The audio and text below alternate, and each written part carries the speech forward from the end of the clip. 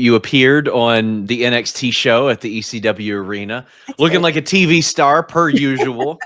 How was that process for you? Well, here's what happened. It was a very, very complicated process. I received a phone call. And it's funny, like all the boys say the same thing. It's like anytime 203 popped up on our phone, we're always like, Yes. oh, it's WWE calling. And 9 times out of 10, it's never them, right? Yeah. So it was like, I don't know if it was a Monday or a Tuesday night, 9 o'clock, which for me is late because I'm an early bird. I'm in bed by 10 every night. Like, so a phone call comes in and it's a 203 area code. I pop myself, I go, oh, and nobody's in the room with me. I'm popping. I go, WWE's calling me, blah, blah, blah. And I ignore the call because I'm like, oh no. Well, it's probably a telemarketer or something. So I'm just like, I ignore it. Not even 5 minutes go by and a text message comes through and it's John Cone. And I knew John from the fake ECW in 2006 when I worked there, and he was a referee at the time.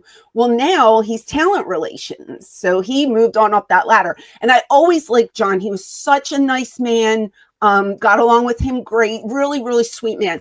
But he sends me this text message and he's like, hey, Francine, it's John Cone. And then he explains who he is. And I'm just like, I know who you are. I remember. But all he said was something like, we'd like to know if you would like to make an appearance for NXT. And he doesn't give the background on it's like an ECW team, but he does go on to say you will be the guest referee for that Lola Vice and Jada Parker, that girl's hardcore match. So I look at the text and I'm like, this is a rib. Who's ribbing me? 9:07 at night, I'm going to kill somebody. Like, who's ribbing me, right? And I wrote back, hi, John, hope all is well. And then I wrote, why me? Because I didn't get the connection because he didn't explain the whole thing to me. Sure. Then he does. And he sends all these text messages and he's explaining how they're going to the arena. And it's like an ECW night kind of throwback vibe and all this stuff. And so anybody who follows me knows the problems that I've had with my stomach. And I've had, like, between my 2 kids, which were 2 C-sections, on top of that, I had 3 surgeries to try to repair my abdomen. Mm-hmm. And it never got repaired. And so now, like, for the longest time, I wasn't allowed to do any core strength. So I'm very weak in my abdomen section. So I said to my husband, I was like, they want me to do this referee thing. And he's like, how are you going to get down with those girls and count? He goes, they're good and they're quick. And I was like, ooh. And I'm old and I'm not quick. So there's going to be a problem with that. So I text John and I'm like, listen, I have to talk to my husband. I said, can I get back to you tomorrow? Because I didn't want to say no right away. Of course. Yeah. And he was just like, no problem. Sleep on it. Get back to me. Your name came up in the writer's room. We would love to have you, blah, blah, blah.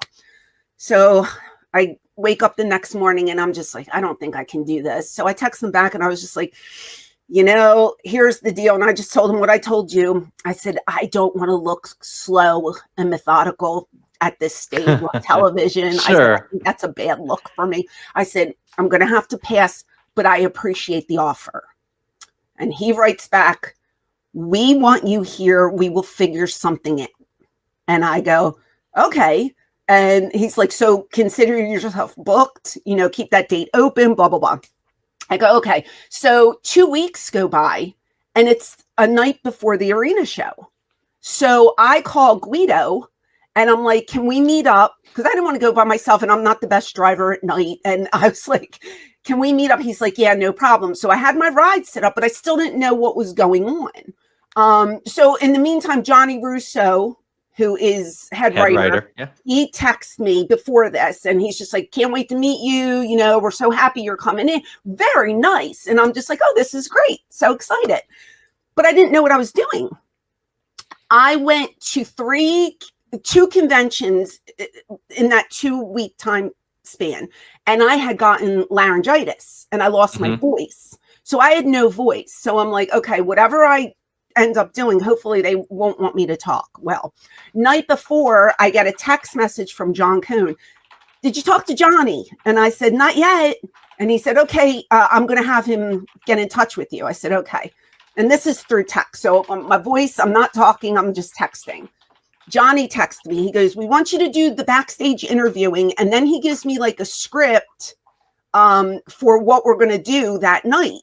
Oh, and in the meantime, I cut a promo. They asked me to cut a promo for socials. So I did that. I don't know if you saw that or not, but I put that on my socials. Okay. Put that on my socials. Everything was fine. I had to text him back and say, I have no voice. Oh, no. Because being a backstage interviewer, you need to speak. And I cannot speak at this point because I was talking like this. And I sounded like a maniac. And I said, what else could go wrong? Like, what else are they going to tell me to do? And I just can't do it. So I said, if you want to unbook me, I totally understand. No heat. I'm a hot mess. I was in Rhode Island. And 3 days of blah, blah, blah, blah, blah. And my voice was just shot. My throat was sore.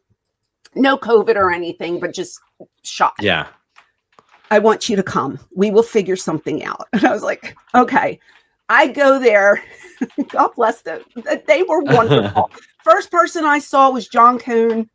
They make me and Guido. They're filming everything because they made that little YouTube video, which was adorable. If you haven't seen it, go over. I don't know if it's on the Vault or the WWE channel. Really cute. All the originals showing up and talking to us. And you could tell my voice is just squeaky. And it was horrible. We were there really early. So I just go to the makeup chair. And the first person that walks in is Shawn Michaels. And I go up to him. And I start, thank you. It's good to see you. And he's like, we're so happy to have you here. You know, the run of the mill. Thank you for coming. It's going to be a great night. Had you all had much interaction before that? Because I know that sort of you all kind of missed each other in a lot of what you did in your career. Yeah. So when I did a tour of Japan, the one pay-per-view I was on, Shawn was on. But I did not expect him to remember. We actually went to the pay-per-view. He came with the ECW guys, the Riberas, had a meal. Oh, okay. And I brought that up to him and he was like, oh yeah, but I don't think he remembered. We went to Japan. Oh yeah. But yeah, not much. And then the fake EC dub, I shook his hand when I saw him and that was pretty much it. So, you know, that was limited, but that night he was super sweet. Like I couldn't ask for a better reception. Everybody was just so sweet. And here I am with no voice and I still don't know what I'm doing.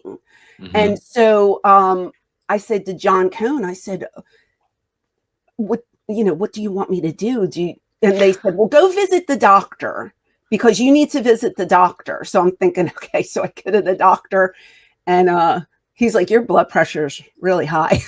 It's like, oh no. I go, listen, if I'm a betting woman, which I am, I said, I guarantee you they're going to put me in the front row and just wave.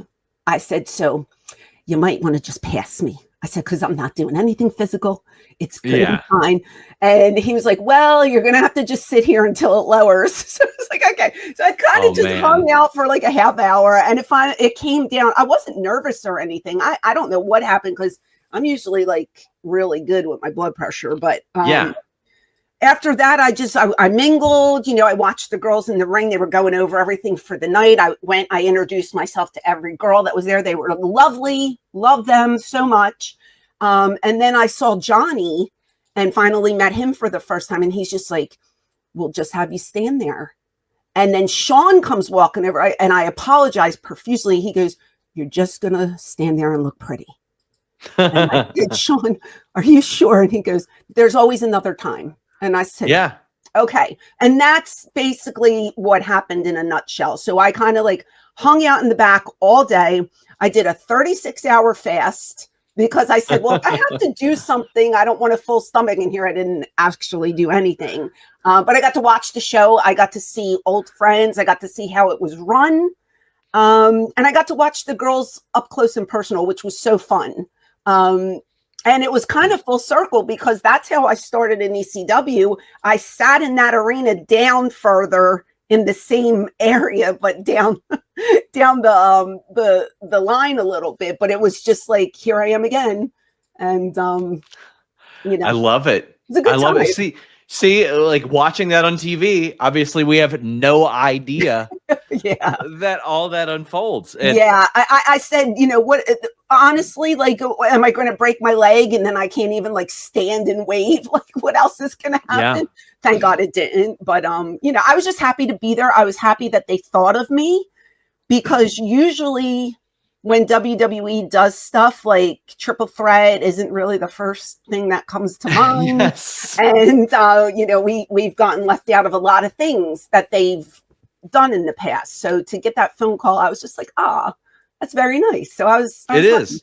Yeah. I will say, like, I understand there's some natural cynicism and stuff associated with previous regimes of WWE, but in being there and working some of their shows as media, like I've seen them make the effort to bring in a lot of legends. And not only that, they will create like one sheets and stuff for the younger talent who might not have been alive, like when somebody from the 80s is backstage, who might not know Tito Santana. Right. And they're like, this is who this person is. This is what they accomplished. This is why they are important. You need to treat them like they're important. Oh, interesting. Yeah, because the girls were just coming up to me. Some of the girls had ECW gear on, which I thought was really cute.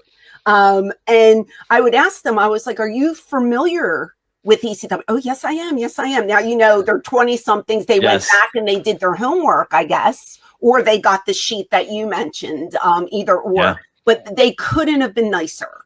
And I can tell there was a genuine camaraderie between them. Like, it didn't seem like anyone was really catty. They all seemed to get along, and you know, that's the way it should be. It should be like that for the betterment of the company. And I enjoyed it. It was a long day, which I'm not used to, but I really enjoyed being there. So it was fun.